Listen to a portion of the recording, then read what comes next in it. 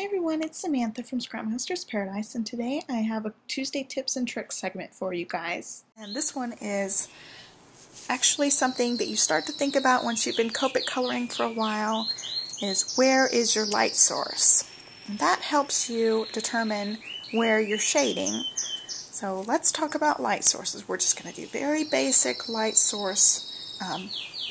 This is like Light Source 101. So, for most images that I color, and I've got some other examples here, I'm grabbing things off my table. So for most of the images that I color, I just have a center light source. So where the light is shining in, we're going to use this Copic to pretend like it's the light is coming straight down on the image. So the lightest part on the image is the center of wherever the round shape is. So if you look at something round, we'll take a Copic, for example, and the light shining down actually above. I have a lamp up here. You can see there's the highlight part right where the marker reaches up, the highest part. And then as it curves down, the light gets darker. You can see it's darker on the sides, and it comes up, and it's very light right in the middle. So we use that kind of concept for our image. We pretend that it's 3D, and like his belly is round, so it's going to be lighter in that center part, and then darker around the edges, and then you're blending towards the middle to make the middle the lightest and the edges the darkest. Same thing for his head, whereas the middle part is the lightest because it's like a ball. And then same with his little toy here, the lightest part's in the center. Same with his feet, they kind of are around his sides here. So those are your darker points. And so where the light would be coming is always going to be the lighter part, and where the light is furthest away from is always going to be your darker parts. That's really basic. I've got other examples for you besides this little cute guy. I've got this image here, and the horse is really, really detailed, so I had to think a lot about my light source. But as you can see, the light source is going straight onto the image. Like this is the light source coming through the center. You can see the lighter parts are where he's closest to us.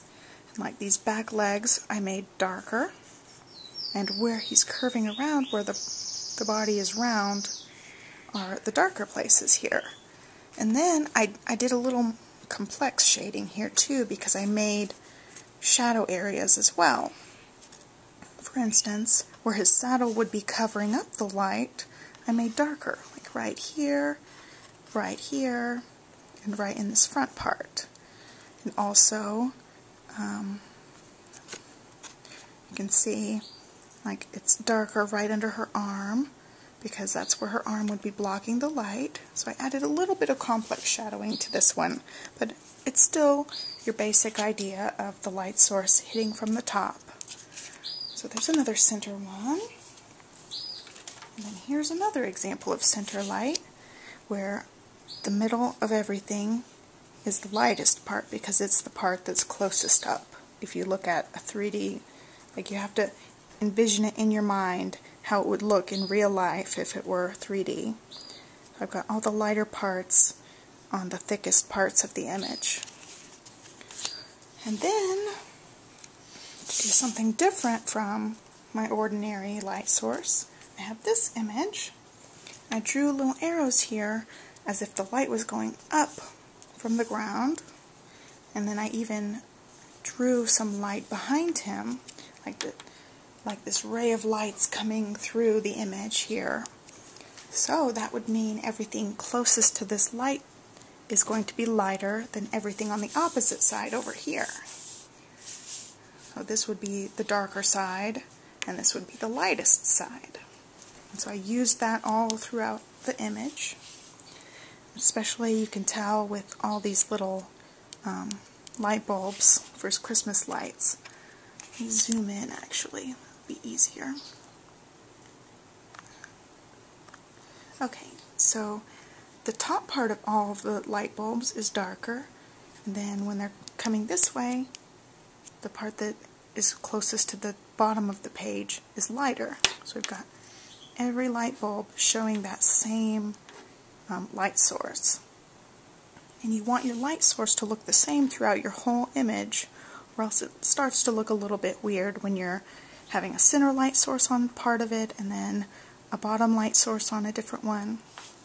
And, you know, typically if you have an image and you're making it look like it's from in the outside, you know, the light will come down this way. So your lighter pieces would be over here and your darker pieces would be over here. So I did something a little different with the light coming from the bottom here.